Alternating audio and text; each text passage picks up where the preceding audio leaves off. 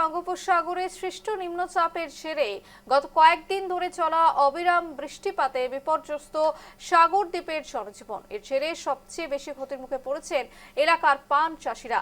টানা বৃষ্টির কারণে সাগরের মন্দিরতলা, চক, ফুলডুবি সহ বিভিন্ন এলাকায় পান বরজগুলিতে জল জমে রয়েছে।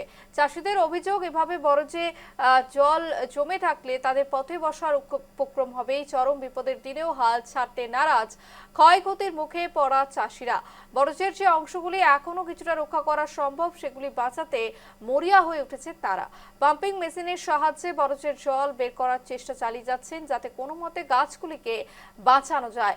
অবিরাম বৃষ্টিপাতে বিপর্যস্ত সাগর দ্বীপের জনজীবন। ক্ষতির মুখে পড়েছেন সাগর দ্বীপের স্থানীয় পান চাষিরা। টানা বৃষ্টিতে জলের নিচে বিভিন্ন এলাকার পান বরজের জল বের করতে মরিয়া প্রাণ চাষিরা।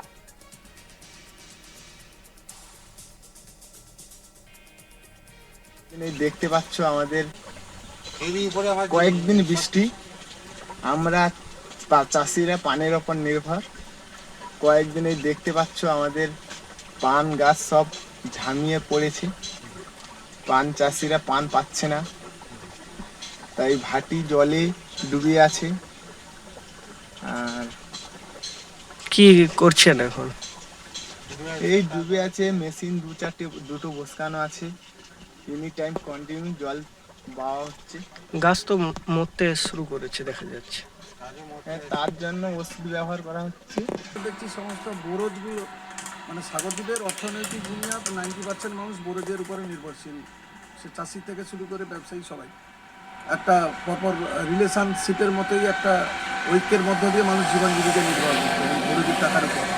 কিন্তু সেখানে আজকের এমন অবস্থা হয়েছে, প্রায় 45 দিনের একটানা বৃষ্টির কারণে বরজ, আমার দেখা বেশিরভাগ বরজই শেষ এই কারণে বলছি, যখন এই বৃষ্টিটা থেমে যাবে, মানে একটা সুস্থ পরিবেশ তৈরি হবে, রোদ বেরোবে, তখন কিন্তু এই পানের গাছগুলো আর থাকবে না।